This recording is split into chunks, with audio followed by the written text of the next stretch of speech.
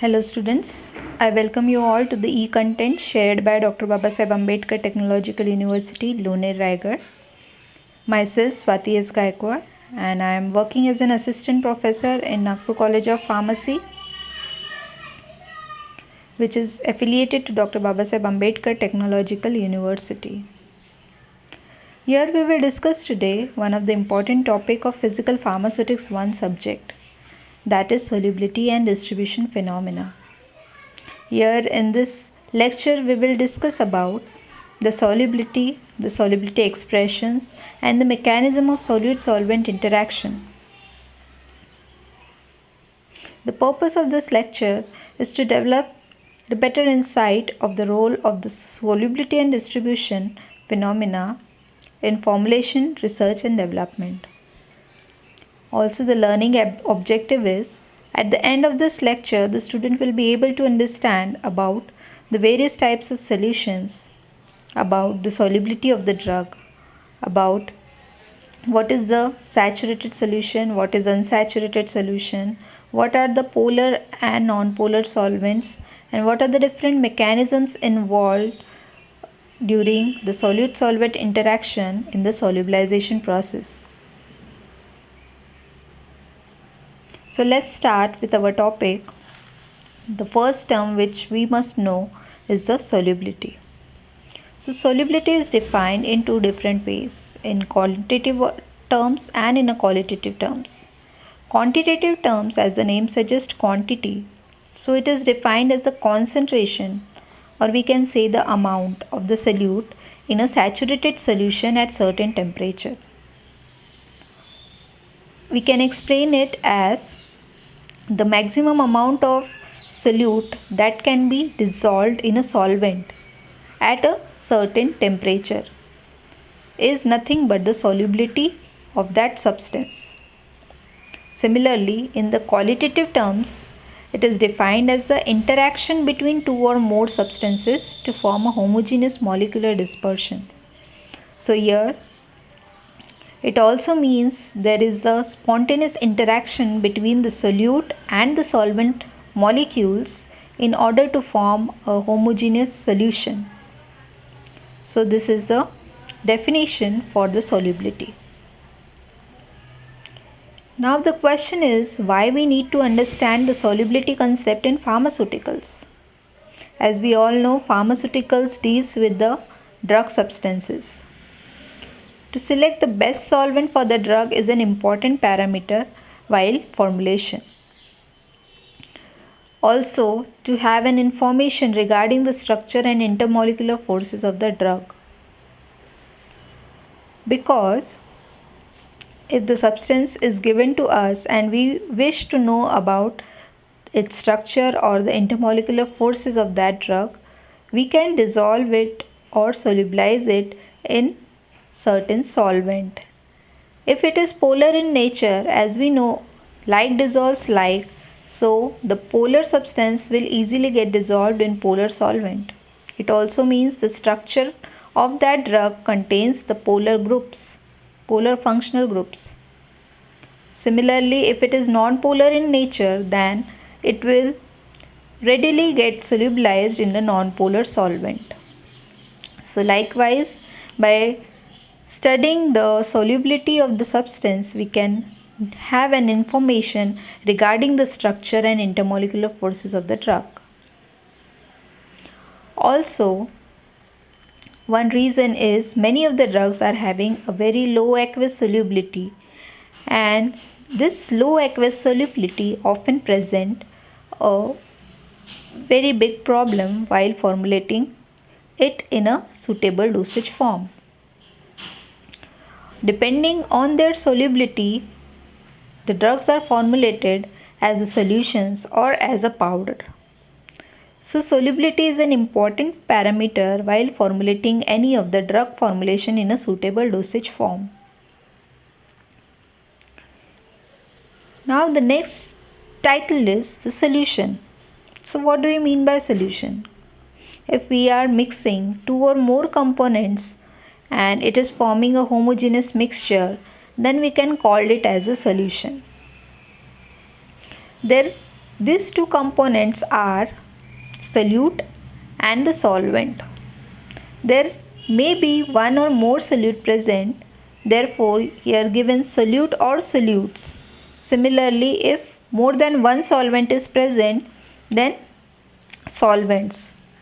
So solute, what do you mean by solute, and which substance you will call as solvent?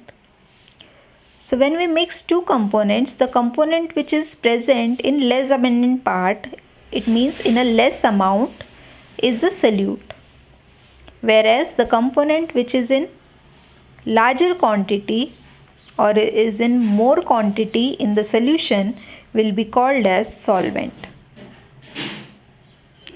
Here in the figure you can see solute in the first pink color powder is nothing but the solute which is added to the solvent water shown in a flask, which this solute is added in this flask in a very small amount. Therefore, this pink powder is a solute, whereas in the flask there is a water which is in larger quantity and therefore it is a solvent.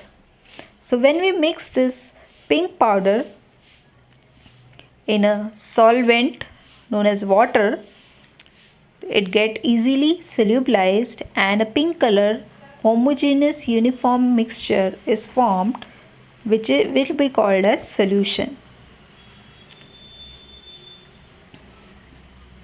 Now a saturated solution.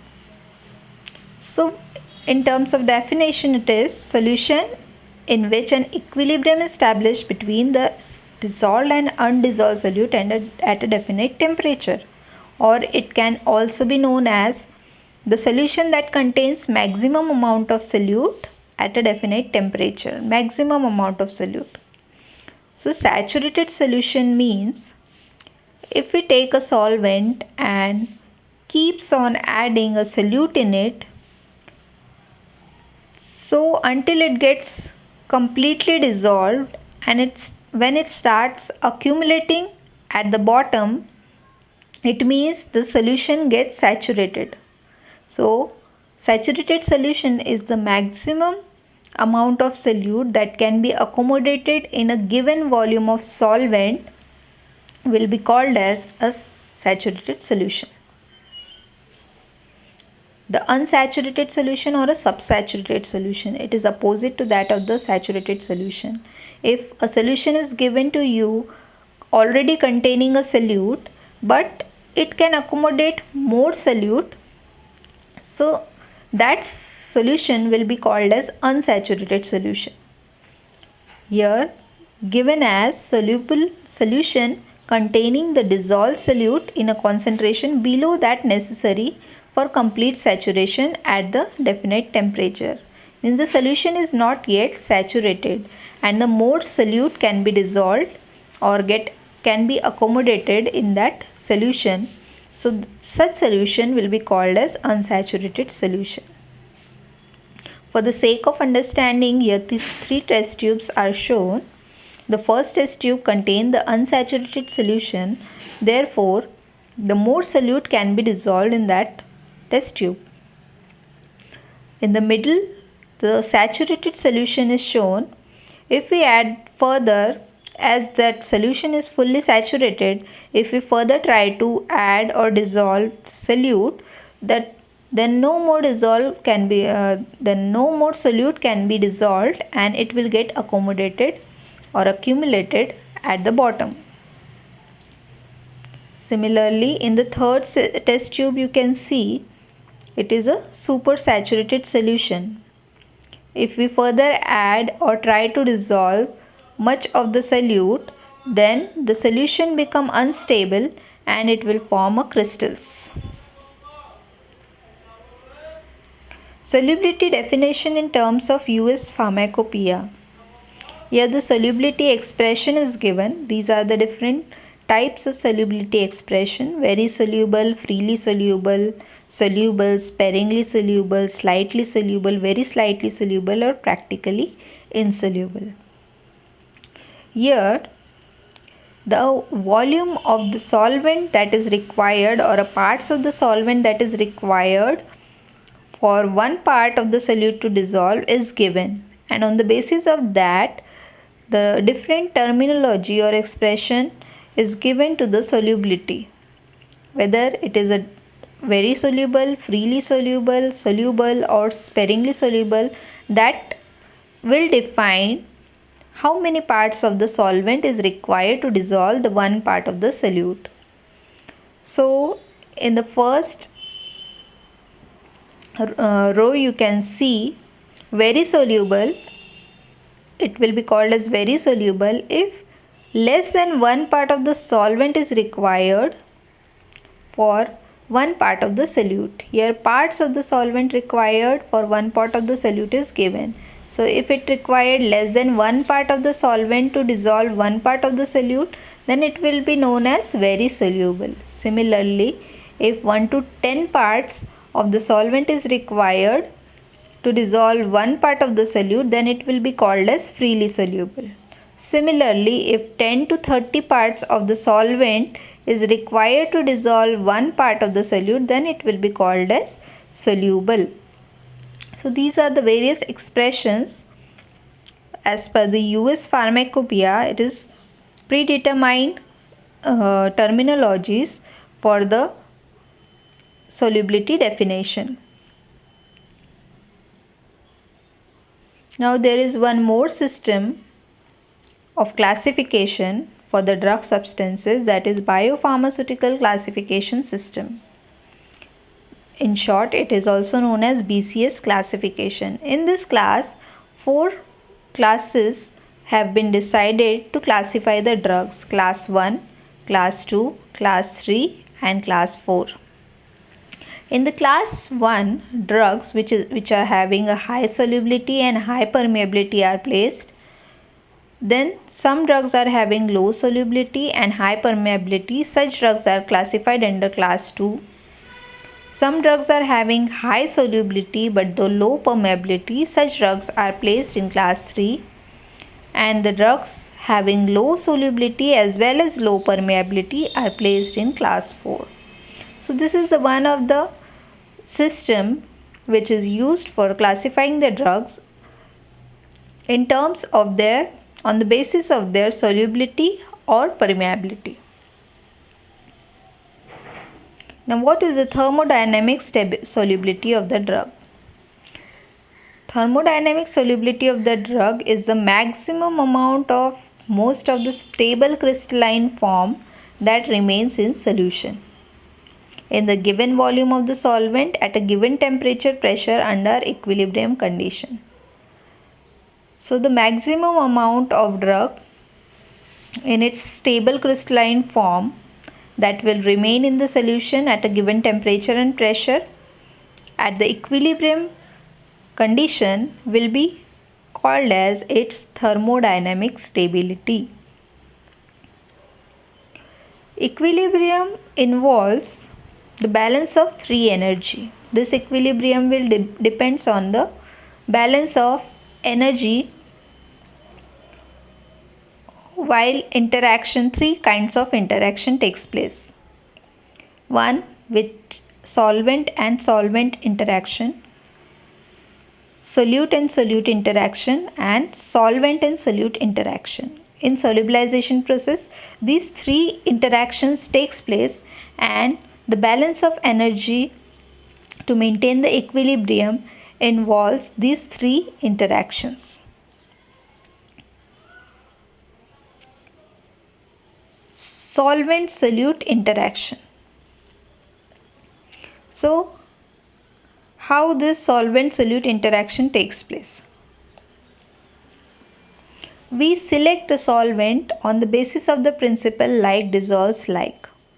As we already know, like substances dissolve like.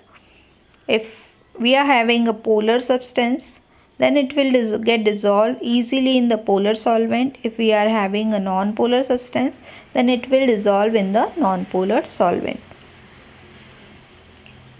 The solute dissolves best in the solvent with similar chemical properties. If the solute is given and we need to dissolve it in a best solvent, then both should have a similar chemical properties. Polar solvent dissolves in polar solutes dissolve in polar solvents. For example, salts and sugar dissolve in water. Similarly, non-polar solute dissolve in non-polar solvents.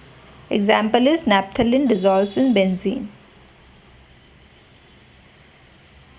Mechanism of solute-solvent interaction. Now, what is the mechanism for this interaction between the solute and solvent? So, it will be there in 5 steps. In the first step, there will be the breakup of solute-solute intermolecular bonds. When we add some solute to the solvent molecule, the first step it will carry out, there will be breakage of intermolecular bond between the two solute molecules. Similarly, after that, there will be breakup of solvent-solvent intermolecular bonds. Two solvent molecule will break bond between them and will make a cavity for the solute particle to get accommodated into that solvent. Formation of cavity in the solvent phase. This is the third step. After breaking of solvent-solvent bond, there is a formation of cavity in the solvent phase. It should be large enough to accommodate the solute molecule. Then in the fourth step, this solute-solute intermolecular bonds which are broken, the solute particle will get transferred to that cavity which is formed by the solvent phase. And after that, soon after that, when the solute gets accommodated in the solvent molecule, there will be the formation of solute and solvent intermolecular bonds. And likewise, the solubilization of the solute in the solvent will take place. Here in the pictorial manner it has been explained. You can see here pink color are the solute particle. So this one breaking of solute-solute bond is there, and there is separation of this solute molecule from the solute particle, and then this blue color indicates the solvent molecule. There will be the formation of cavity for the solute molecule to get accommodate, and this solvent is separated here, and soon after the cavity is formed, this solute molecule will get transferred. This solute molecule will get transferred to this void cavity, and there will be the formation of solution. So this is the solute-solvent interaction which takes place. This is the first step. There is a breakage between the two solute molecules. Then here the second step will take place. There is a breakage between these two molecules of the solvent, and in the third step the cavity will be produced, and soon after that, in the fourth step, this solute molecule will get accommodated here, and in the fifth step there is a formation of solute and solvent intermolecular bond, and this solute will get solubilized here in the solvent to form a stable solution. Now the energy here or work done here can be explained through this solute-solvent interactions. If we consider the solute as A and solvent as A and solute as B, the forces of attraction between the two solvent molecule will be AA, between two solute molecule will be BB, and between the solute and solvent will be A-B. Always during solute-solvent interaction, there can be the condition, 3 conditions can occur. Either AA, which is the solvent-solvent interaction or intermolecular forces or forces of attraction, we can say, is greater than that of the solute-solvent interaction or forces of attraction between the solute and solvent. If such case is there, if there is more forces of attraction between the two solvent molecules as compared to that of the between solute and solvent molecule, then the solvent molecule will be attracted to each other and this solute molecule will be excluded and there will be no solubilization process. For example, benzene in water. So benzene molecules are unable to penetrate the closely bound water aggregates because here the forces of attraction between two water molecule is much more greater than the forces of attraction between the benzene and water molecule. Therefore, in such condition, the solubilization will not take place and the solution will not form, or a very slightly soluble solution will be formed. The another condition may be there is a much more stronger forces of attraction between two solute molecules than that of the two solvent molecules. In this case also, there will be no breakage of bonds between the two solute molecules and therefore the solvent will not be able to break the binding force between these solute molecules, as this are bind with the very strong forces of attraction and there will be no solubility or solubilization takes place. Example here given is salt NaCl in benzene, where NaCl crystal is held by strong electrovalent forces which cannot be broken by this benzene molecule. The forces of attraction between these NaCl ions are much more stronger than that of the benzene and therefore NaCl is not soluble in benzene. And the third condition which is favorable to solubility is the strong intermolecular forces of attraction between the solute and solvent as compared to that of solute-solute or solvent-solvent interaction. Or there may be equal forces of attraction between them. Means the forces of attraction AB is equal to forces of attraction between solute-solute, solvent-solvent and equal to forces of attraction between the solute-solute. So in such case the solubility can take place. And here example given is NaCl in water, NaCl salt in water. Therefore the forces of attraction between this NaCl molecule and the water molecule, that is solute and solvent, is greater compared to the NaCl and water molecule and therefore NaCl readily get dissolved in water. So these are the three conditions in which the different solubility can occur. Now the classification of solvent and their mechanism of action. We all know there are different solvent present: polar solvent, non-polar solvents and semi-polar solvents, and they all have their different mechanism of action or solubilization. First one is we will study is the polar solvent. The solubility is due to the polarity of the solvent and this polarity of the solvent is depend on the dipole moment. So if there is a polar solvent and the polarity of that solvent depends on the dipole moment, is due to the dipole moment.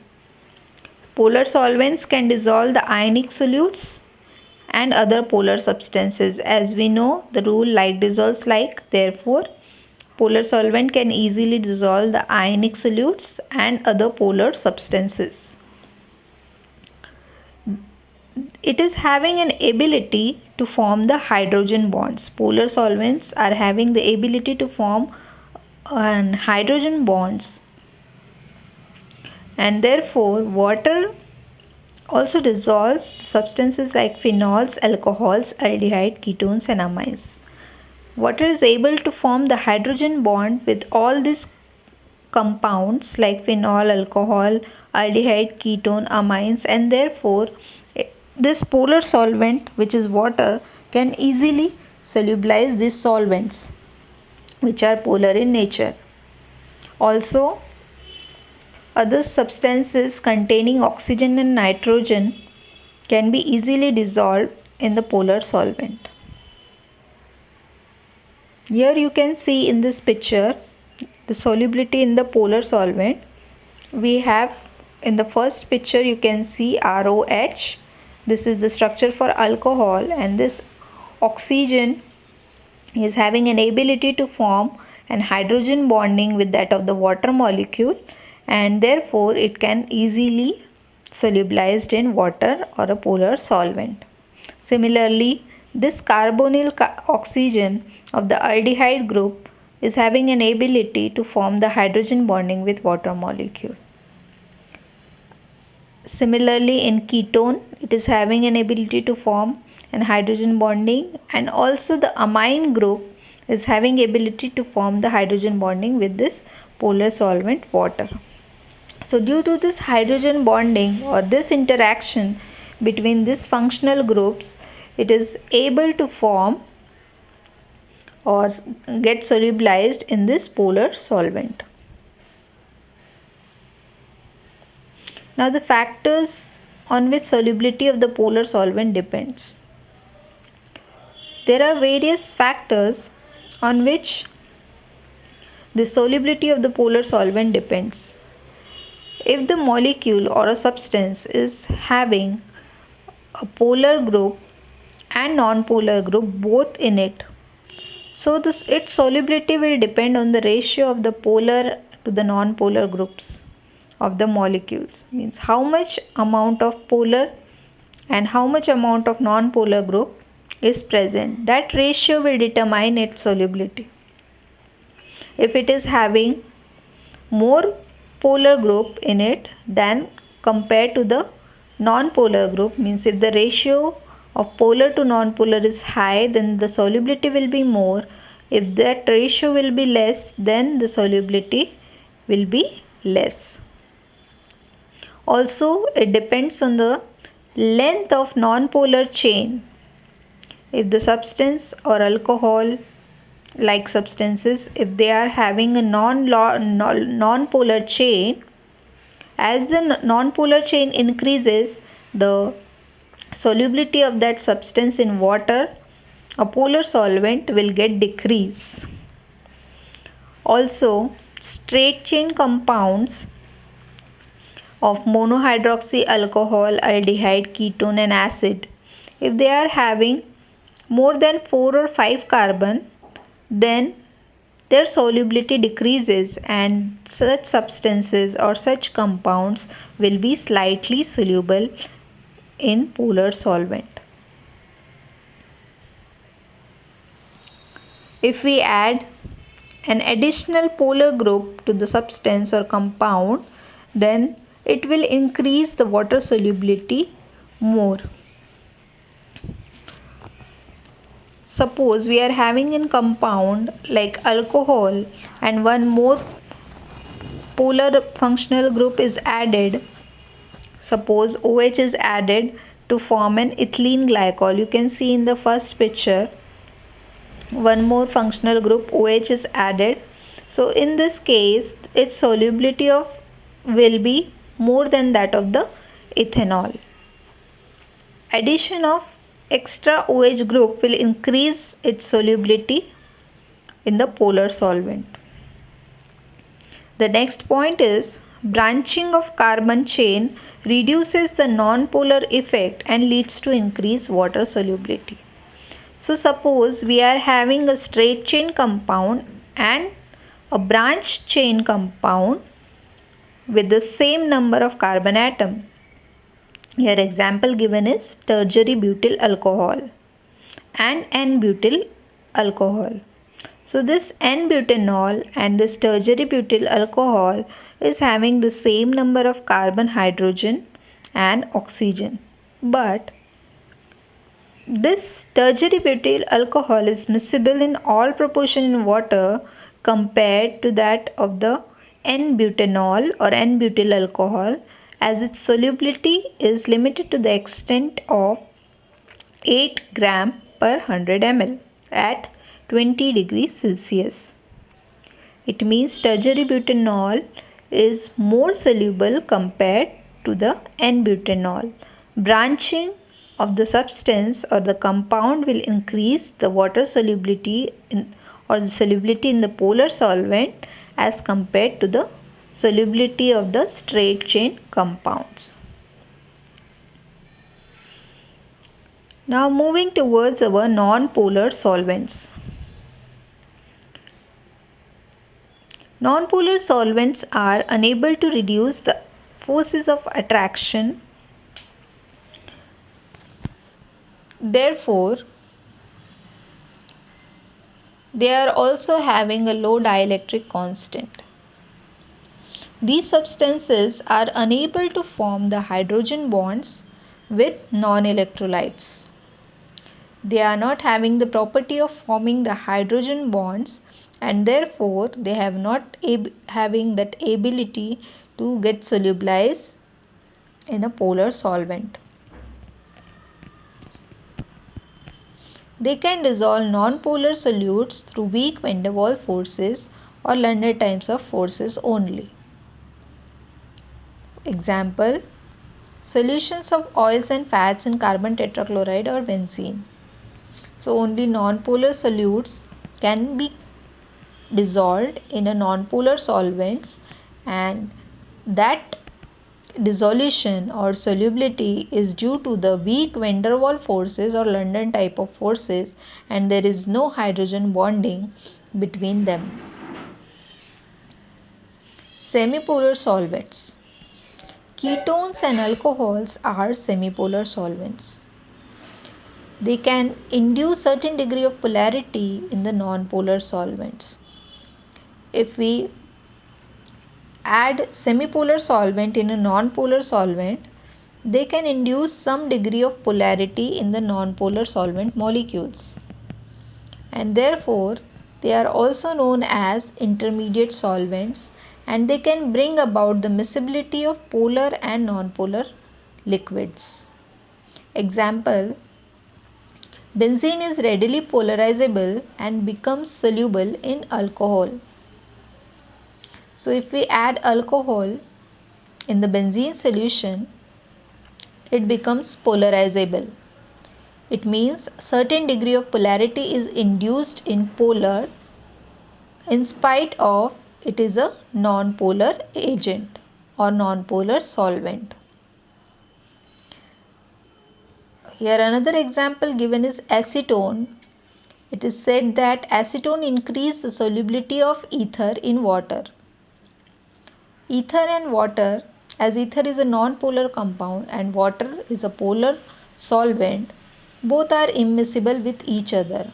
But if acetone is added in a small amount, that ether gets solubilized in water, means it increases the solubility of ether in water. Here is a table describing the dielectric constant, solvent and the solute. So, polarity of the substance also depend on its dielectric constant.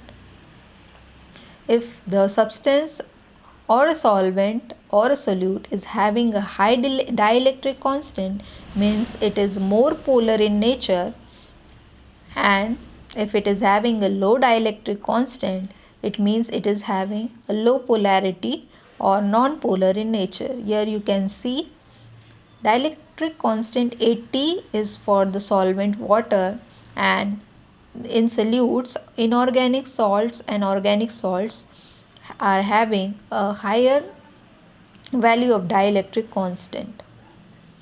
Decreasing polarity also decreases the water solubility. Decreasing dielectric constant have a decreasing polarity, and decreasing polarity means a decrease in water solubility. So these are the references from which these topics are taken. Thank you so much. These are some questions which can be asked on the above mentioned topics.